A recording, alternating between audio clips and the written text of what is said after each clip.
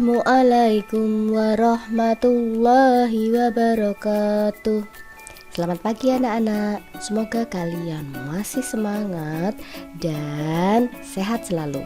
Kali ini kita akan mempelajari tematik kelas 4 muatan PPKN. Kemudian kita akan mempelajari yaitu tema 3 dengan tema peduli terhadap makhluk hidup. Adapun kompetensi dasar yang akan dipelajari yaitu 3.2 dan 4.2, yaitu mengidentifikasi dan menyajikan pelaksanaan hak dan kewajiban sebagai warga masyarakat dalam kehidupan sehari-hari. Adapun muatan intak pada materi kali ini yaitu yang telah menjadikanmu bumi sebagai hamparan dan yang telah menjadikan bagimu di bumi itu jalan-jalan dan menurunkan dari langit air hujan.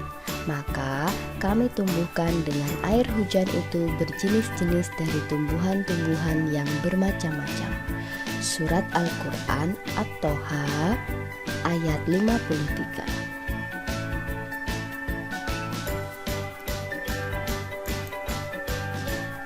Lanjut, kita akan lanjutkan ke materi subtema 1 terkait materi hak dan kewajiban terhadap tumbuhan. Hak untuk memanfaatkan tanaman ada apa saja? Yuk kita lihat. Yang pertama, dijadikan bahan makanan. Yang kedua, bahan dasar mebel atau bangunan. Yang ketiga, sebagai obat-obatan. Dan yang keempat, mendapatkan udara yang segar dari tanaman yang kita tanam. Selanjutnya, kita juga memiliki kewajiban terhadap tanaman atau tumbuhan tersebut. Apa saja? Yang pertama, menggunakan tumbuhan seperlunya, jangan berlebihan dan jangan boros. Yang kedua, tidak menebang pohon dengan sembarangan. Yang ketiga, menanam tumbuhan di sekitar lingkungan kita agar lingkungan kita menjadi lebih asri, lebih nyaman, dan lebih sejuk. Yang keempat, merawat tanaman dengan cara menyiraminya, memberi pupuk dan cahaya matahari yang cukup sehingga tanaman akan tumbuh menjadi subur. Kita lanjutkan ke subtema 2, yaitu hak dan kewajiban melestarikan hewan. Masyarakat berhak memanfaatkan hewan peliharaannya. Misalkan saja sebagai bahan makanan. Contohnya bahan makanan adalah unggas, kemudian sapi yang dapat dikonsumsi, baik dagingnya ataupun telurnya, seperti telur ayam. Kemudian sebagai hiburan. Nah, ini contohnya hewan peliharaan. Kemudian membantu bekerja, misalkan saja seperti kuda atau sapi untuk membantu membajak sawah. Kemudian sebagai sarana belajar bertanggung jawab. Ini misalkan kucing atau hewan peliharaan lainnya di rumah. Berikut ini beberapa kewajiban merawat hewan peliharaan yang kalian miliki di rumah. Misalkan saja membuatkan kandangnya, kemudian memperhatikan kesehatan hewan. Apabila sakit dibawa ke dokter hewan. Kemudian membersihkan kandang hewan. Selanjutnya memberi makan dan minum hewan peliharaan.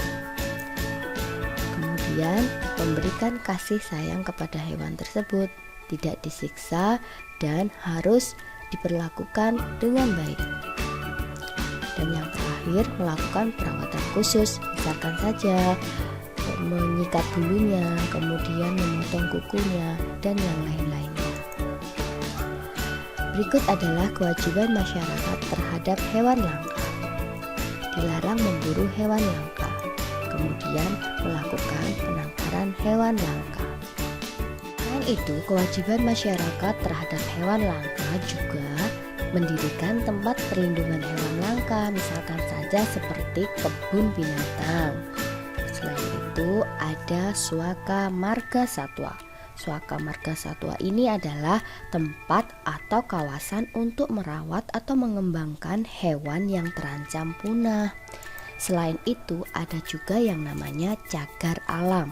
Cagar alam ini adalah wilayah yang di dalamnya ada hewan, ada tumbuhan, dan ekosistem yang semuanya dibiarkan tumbuh secara alami. Dan tempat ini tidak boleh dikunjungi oleh sembarangan orang.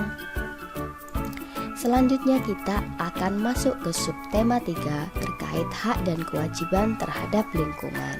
Apa saja? Nah, salah satunya yaitu hak terhadap lingkungan.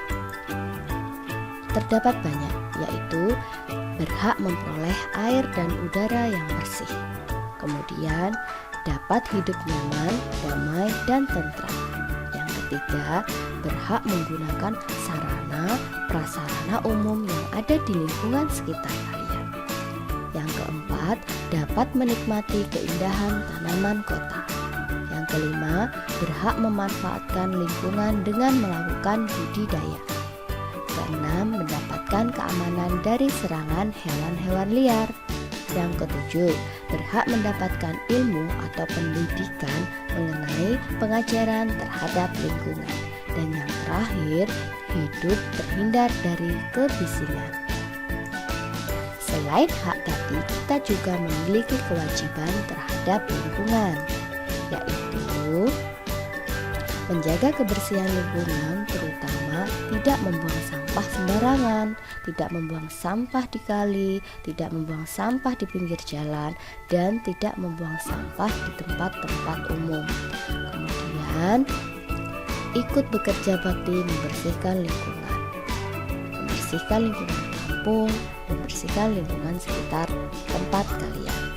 Yang ketiga, menjaga ketertiban dan mematuhi segala peraturan yang berlaku. Yang keempat, menjaga dan berpartisipasi melestarikan lingkungan dengan menanam pepohonan, tidak menebang pohon dengan tidak wajar, dan memanfaatkan benda-benda yang bisa didaur ulang. Yang kelima, tidak membunuh binatang secara semena-mena. Keenam, mengurangi penggunaan plastik. Yang ketujuh, mengurangi bahan kimia yang dapat merusak lingkungan. Yang kedelapan, menggunakan sumber daya yang ramah lingkungan dan hemat energi. Kesembilan, wajib menjaga fasilitas sarana prasarana umum dengan baik. Dan yang kesepuluh, dalam situasi pandemi COVID-19 seperti sekarang ini, setiap orang wajib menjaga kebersihan, menjaga jarak antar sesama, dan memakai masker.